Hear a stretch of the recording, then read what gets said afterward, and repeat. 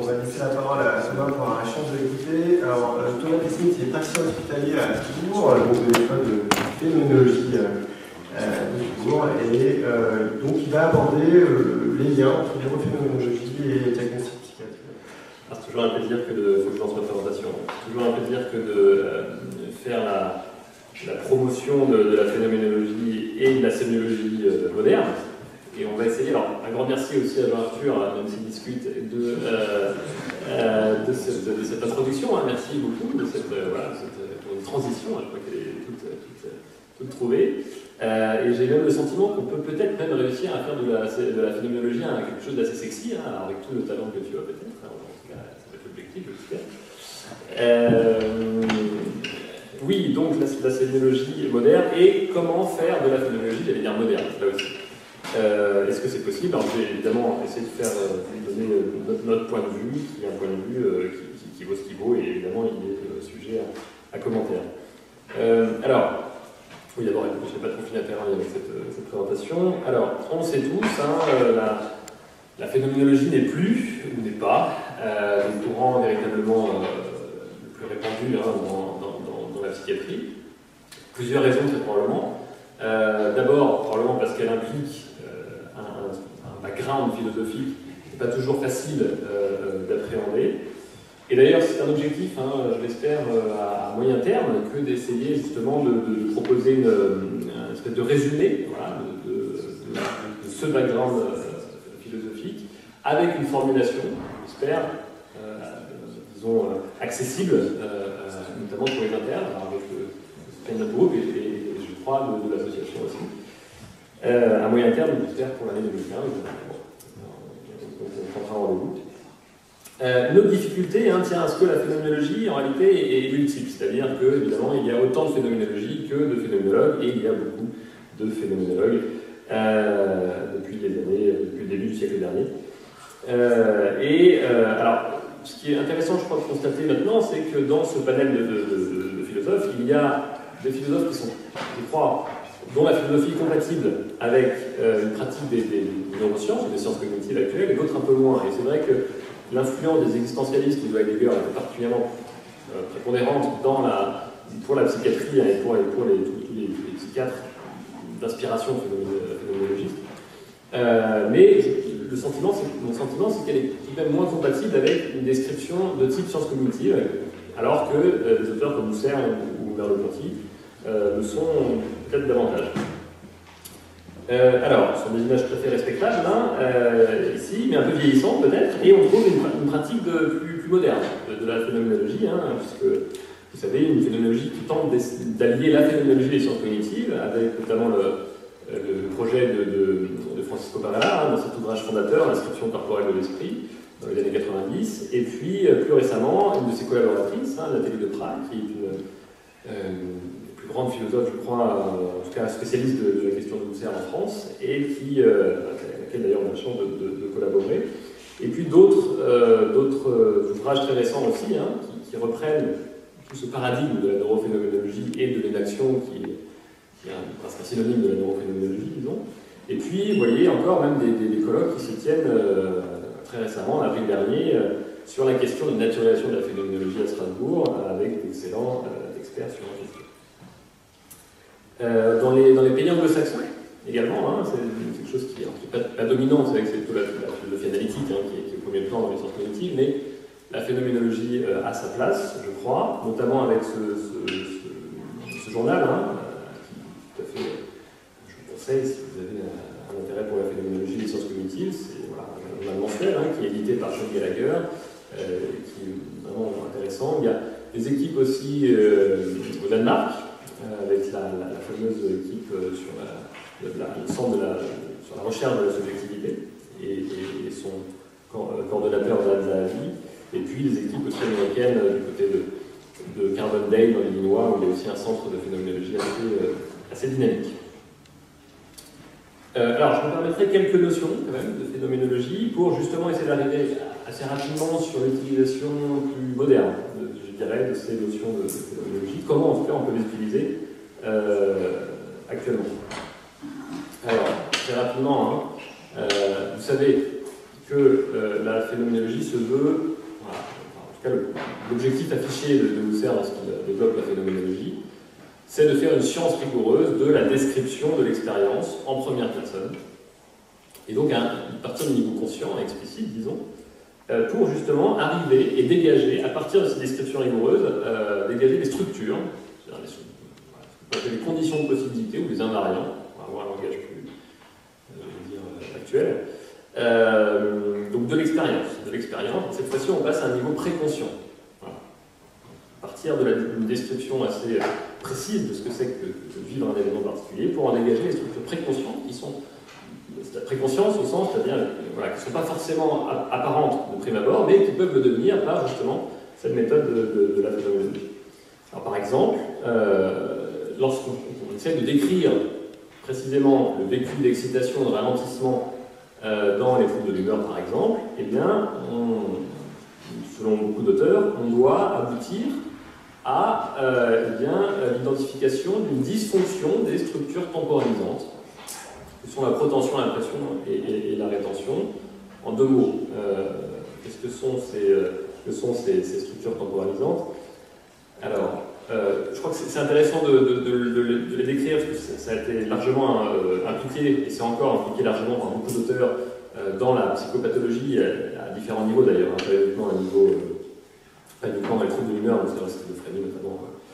Alors, prenons un exemple si vous voulez bien. Quand je dis cette table est blanche, quand je dis cette table est blanche, il y a justement, précisément, ces trois structures temporalisantes qui sont à l'œuvre, puisque à chaque instant, à chaque moment de la phrase, j'ai l'impression, voilà, j'ai la perception dans l'instant de chacun des mots. Je dis 7, vous avez la perception de 7, et c'est ce qu'on appelle l'impression. Quand je dis blanche, vous avez l'impression blanche. Il y a aussi la rétention, qui consiste simplement à retenir les mots qui viennent juste d'être dits. Par exemple, quand j'arrive à blanche, j'ai retenu en mémoire les autres mots, cette table est, précisément pour faire sens en réalité. Hein. Et ce qui est peut-être davantage intéressant dans la description que faisait Husserl de cette structure temporalisante, c'est qu'il existe une troisième structure, qui est la protension, qui peut-être apparaît plus dans cet exemple-là, qui est un espèce de sens très général de « il doit se produire quelque chose ensuite ». Et je crois qu'on perçoit assez bien dans cet exemple, quand on dit « j'ai toujours pensé que Julia », voilà.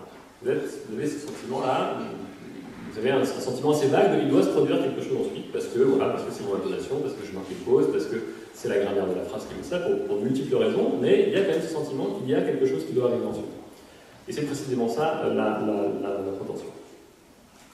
Alors, je peux vous conseiller cet article, justement paru dans Phenomenology and Cognitive Sciences, d'un collègue allemand récent, de 2013, qui est vraiment excellent sur cette question-là, des structures temporalisantes et de la psychopathologie, un trouble de l'humeur, la schizophrénie notamment, et qui reprend justement une notion de Wenger, qui est assez bien connue, je crois, dans son cas, le fameux cas Suzanne Urban, où justement un des troubles fondamentaux dans certaines formes de dépression serait celui de la protension, justement, qui pourrait en réalité se faire uniquement à partir d'un souvenir traumatique passé. De sorte que la protension ne se fasse que vers un futur antérieur, ce qui prend la forme du type si j'avais fait ça plutôt que ça, il se serait produit ça. Voyez. Et ce serait à la base, ce phénomène-là serait à la base de la culpabilité dans la dépression, et aussi de l'anédonie, puisqu'il y a une espèce de blocage, en fait, de protension. Donc c'est vrai que cette anédonie, en réalité, les études récentes montrent que c'est beaucoup plus un phénomène d'anticipation de plaisir que d'une consommation de plaisir, en réalité, l'anédonie. Et effectivement, le blocage de la protention dans un passé implique que la personne a beaucoup plus de difficultés à anticiper un futur simple, agréable et positif. Bon, ce qui bloque l'anédonie. Alors, on l'a dit, la phénoménologie est une science rigoureuse de l'expérience en première personne, et le premier moment de la phénoménologie, c'est l'époquée. Alors, on va essayer de ne pas trop utiliser le mot grec ou allemand, mais bon, c'est quand même historiquement très très fort, hein, ce que c'est que l'évoquer, et ça fait sens, je crois. C'est la suspension de la thèse de l'existence du monde. Ça veut dire simplement que on ne se prononce pas sur l'existence ou non du monde extérieur indépendamment de nous, de sorte que, effectivement, ce sur quoi on va s'intéresser n'est pas le monde extérieur à proprement parler, puisqu'il est toujours l'objet d'une connaissance indirecte, par le biais d'une conscience qui le perçoit. Hein. Donc on va s'intéresser non pas à ces objets du monde, mais à la façon dont ils sont constitués par une conscience qui justement vit dans qui existe dans ce monde. C'est ce que je mets là. Par exemple, on n'étudiera pas la perception d'un stimulus extérieur indépendant, mais toujours la manière dont le sujet de l'expérience constitue son monde et sa propre perception. C'est-à-dire que jamais on étudiera un stimulus indépendant de la façon dont est constitué ce stimulus par le sujet. D'autres exemples, hein, on n'étudie pas la mémoire en tant que telle, mais qu'est-ce que c'est que ce souvenir d'un point de vue, donc toujours d'un individu. Vous avez compris pourquoi, hein, parce que les objets extérieurs sont toujours un savoir relatif, et l'objet de Husserl, c'est de construire une science la plus rigoureuse et la plus absolue possible, donc on ne peut pas faire appel à une connaissance du monde extérieur. Alors, c'est la seule, à mon sens, c'est véritablement la seule théorie, en réalité, de la phénoménologie, qui essaie justement d'avoir le moins de théorie possible, mais à l'inverse, essaie d'avoir une méthode rigoureuse, avec des règles rigoureuses. Et la méthode principale, je crois, c'est celle de la variation eidétique. Alors, qu'est-ce que c'est la variation eidétique? C'est l'idée qu'on fait varier en imagination une expérience donnée, avec l'objectif de dégager justement les structures ou l'essence, l'eidos, de ces expériences particulières, c'est-à-dire les invariants. On essaie de faire varier des expériences particulières, et une fois qu'on les a fait varier au maximum, on constate qu'il y a des phénomènes qui perdurent, et ces phénomènes sont censés être bien l'essence de cette expérience particulière. Donc vous l'avez compris, on parle des phénomènes eux-mêmes, et par exemple, lorsque je m'intéresse à la question des expériences temporelles, j'essaie d'imaginer le plus, pour définir, enfin, pour essayer de dégager les structures de ce que c'est que l'expérience temporelle, j'essaie d'imaginer le plus d'expériences temporelles possibles, que ce soit une de perception d'une mélodie, ou d'une phrase, ou d'un vécu émotionnel. Et je dois arriver, selon les phénoménologues, à la conclusion que, dans tous les cas des expériences émotionnelles, il y a des constantes qui sont celles de justement ces structures temporalisantes qui sont des conditions nécessaires. Il faut ces structures temporalisantes pour que je puisse faire une expérience d'une espèce de temporalité. Et puis on voit là une différence, je crois, intéressante avec les sciences expérimentales classiques, puisque, vous savez, les sciences expérimentales, on essaie de dégager des régularités statistiques, des moyennes à partir de sujets qu'on va étudier. Donc, il faut le plus de sujets possible pour évidemment avoir des statistiques le plus fortes possible. Et en phénoménologie, je crois que c'est un des intérêts, c'est qu'en réalité, un seul cas théoriquement suffit, mais il faut le plus de phénoménologues possibles qui fassent l'exercice de la variation éthique. Évidemment, je crois qu'il y a besoin de phénoménologues. Si ça vous intéresse, évidemment, venez nous rejoindre. C'est un peu sec ce que je dis là, mais c'est pas l'idée du tout. C'est vraiment envoyer l'idée que plus on est nombreux, plus on a de chance d'être proche de quelque chose d'authentique. L'autre chose qu'on voit ici, c'est qu'il s'agit d'une méthode, je crois, complémentaire avec les autres disciplines de la psychiatrie, puisqu'elle ne préjuge pas de théorie particulière, elle les met en suspens, elle ne dit pas s'ils sont authentiques ou pas, et elle, je crois, de fait, permet une compatibilité forte avec la neuroscience ou la psychanalyse, ou d'autant plus avec les théories systémiques, une compatibilité très forte avec ces deux pratiques. Alors, voilà, très vite, les intérêts, pour terminer, la deuxième partie, les intérêts pour la psychiatrie, je veux dire, moderne, de la phénoménologie, et là, ils sont de trois ordres, je crois. D'abord, il y a probablement un intérêt pour le diagnostic. Un intérêt pour le diagnostic, puisqu'on l'a dit, l'objectif, hein, c'est d'essayer d'aller au cœur de ce que c'est que l'expérience vécue, et notamment de l'expérience pathologique. Notamment au cœur, au centre de voilà, des structures préconscientes de cette expérience vécue. Et donc l'objectif est ici de clarifier et surtout de préciser le diagnostic pour passer à un niveau plus minimal, disons, de la conscience.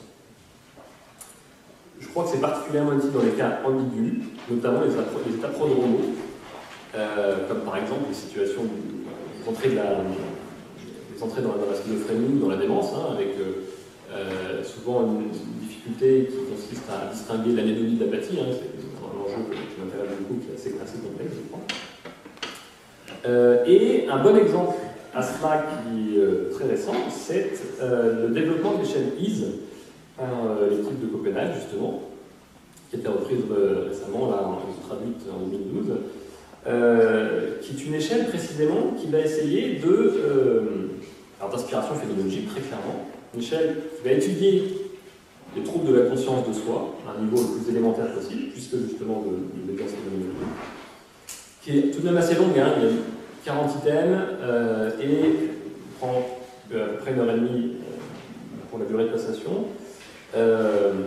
C'est un entretien semi-structuré, il y a un certain nombre de consignes à respecter, mais elle est, je crois, véritablement utile, et elle essaye de s'intéresser aux composantes du soi qu'on a bien dégagées en phénoménologie, qui sont le sens de l'agentivité et de l'appartenance, dont on suppose qu'ils sont altérés dans la schizophrénie. Alors, prendre des exemples, je n'ai pas le temps de vous en parler plus en détail, mais on prend des exemples de ce qu'on va rechercher par le biais de cette échelle. C'est par exemple la question de la spatialisation de l'expérience de la pensée. Et tout l'enjeu, ça va être de rechercher dans le discours du patient, qui va être guidé évidemment, des expériences qui pourraient correspondre à cela. Par exemple, les patients pourront vous dire que leurs pensées s'enroulent à l'intérieur de la tête. Ou encore des sentiments de changement par rapport à l'âge chronologique, hein, ou encore le fameux phénomène miroir, hein, où cette impression de déformation de certaines parties du miroir lorsque la personne justement se regarde dans le miroir, et certains changements existentiels ou intellectuels. Donc c'est vraiment, on prend le temps d'explorer 50 items phénoménologiques, disons, de quelque chose qui ressemble à la discordance, je crois, et la désorganisation, pardon, et voilà, et je crois qu'il y a un intérêt authentique. Alors, vous voyez, c'est assez récent, on va en parler tout à l'heure, mais il y a une formation assez courte à avoir, et c'est en train de se développer par le biais d'un réseau, notamment avec les équipes de Marseille et de Lyon, et de Tours. Alors, un deuxième intérêt, c'est, à mon avis, l'intérêt pour la recherche de la phénoménologie, donc en lien avec l'approche neurophénoménologique, hein, qui vise donc à associer sciences cognitives et phénoménologie, et qui se distingue de la science expérimentale classique, plus classique actuelle, disons, qui cherche à associer justement deux choses. D'un côté, le vécu appréhendé sur un mode, disons, cognitivo-comportementaliste type DSM, hein, ce qu'on voit en permanence dans les cahiers d'études, qui sont publiés. Voilà, vous avez un groupe de patients dépressifs qui répondent aux critères du DSM. Bon. Et de l'autre côté, les marqueurs biologiques. Par exemple, pour parler d'un sujet qui m'intéresse, on va prendre un groupe de patients dépressifs, on va essayer de les caractériser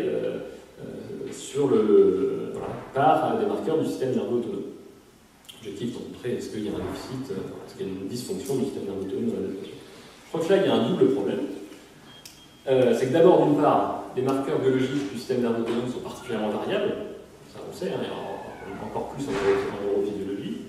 Et de l'autre côté, ce qu'on oublie peut-être davantage, c'est qu'en soi, les critères du DSM sont extrêmement variables aussi.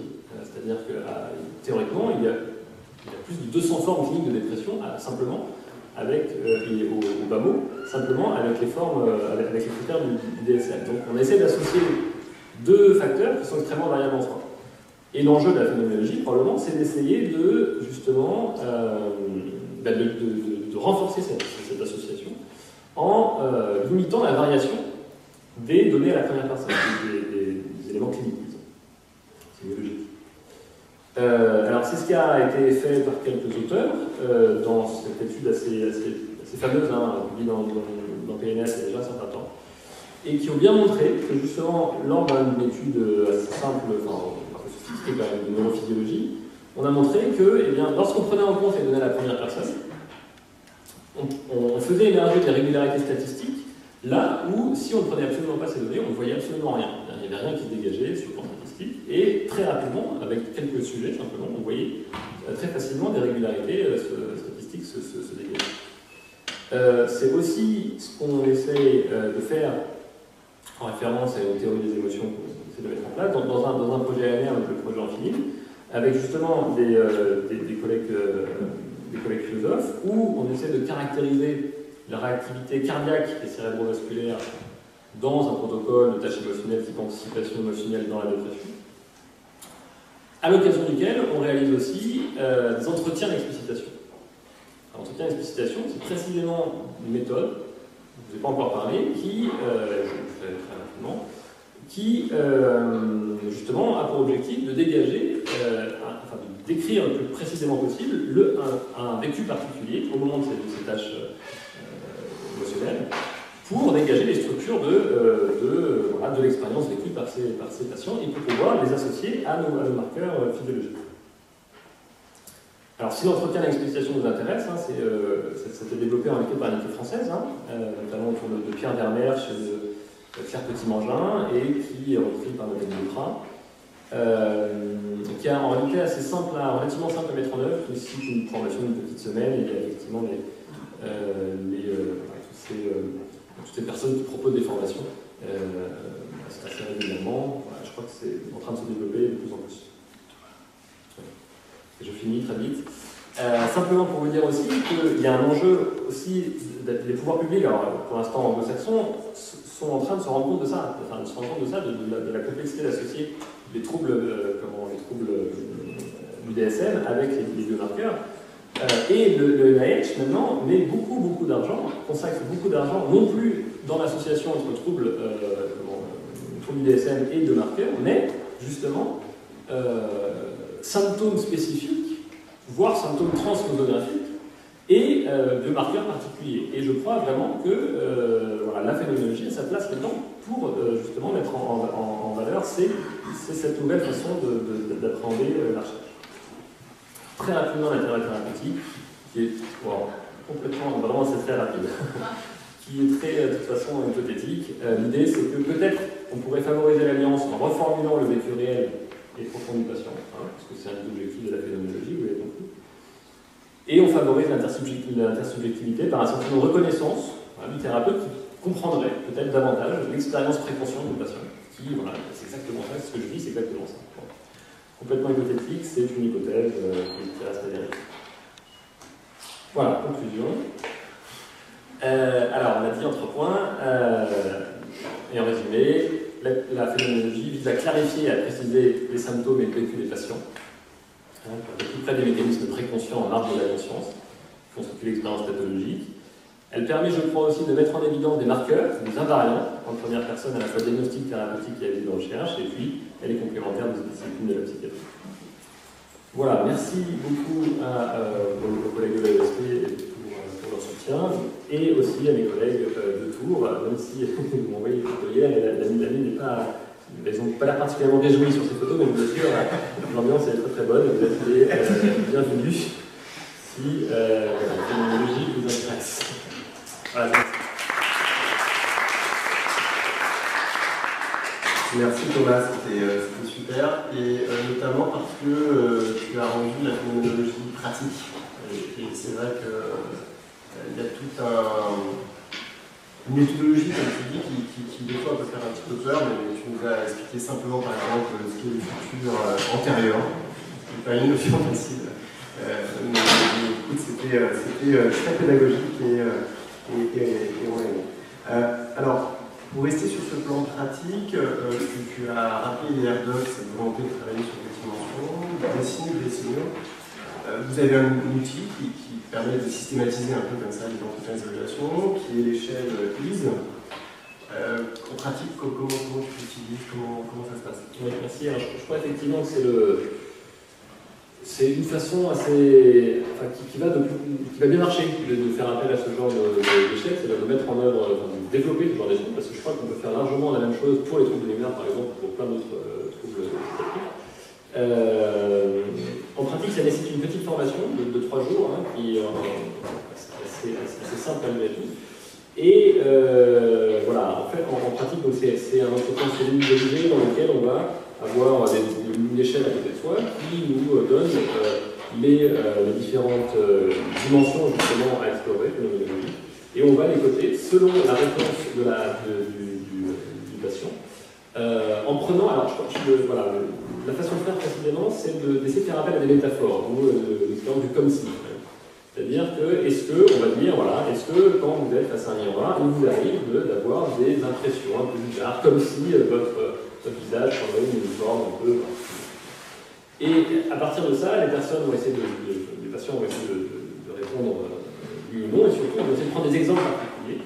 Et on va faire de la variation idétique avec ça, c'est-à-dire qu'on va essayer de prendre une autre situation. Voilà. Est-ce que ça vous arrive aussi est-ce que ça arrive aussi à votre bouche, peut-être, à vos bras, à vos corps, d'avoir cette impression que ce schéma corporel se transforme.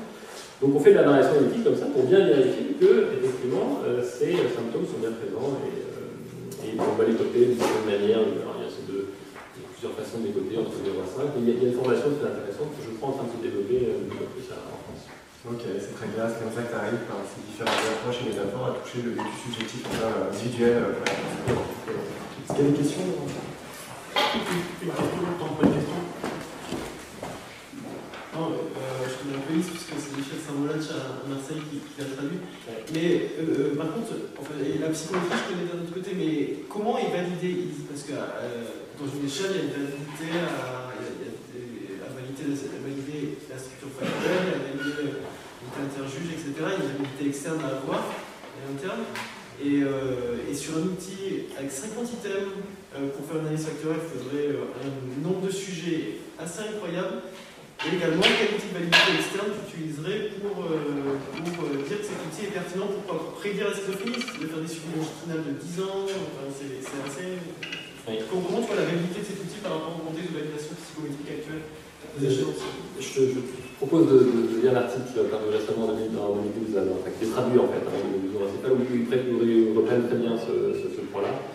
Je ne suis pas un spécialiste de l'échelle, pour en parler, mais ils utilisent une autre échelle qui justement, voilà, j'ai plus en tête le nom d'échelle, qui est déjà assez bien validée, semble-t-il. En tout cas, ils argumentent là-dessus en disant on utilise cette échelle qui dégage déjà des structures de la conscience phénoménale, mais à un moindre degré, et on la compare avec notre échelle à nous. Et ils ont eu à peu près une centaine de patients, pendant 20 ans en réalité. Ils ont fait des entretiens filmés, ils ont fait pas mal ils ont fait ce travail, en tout cas ils annoncent comme ça dans leur article, de validation psychométrique, avec une fiabilité interjuge et une fiabilité externe et interne qui semble satisfaisante. Pour notre échelle, oui, quelque chose comme ça, oui. Pour notre échelle en amont, et puis pour cette échelle aussi.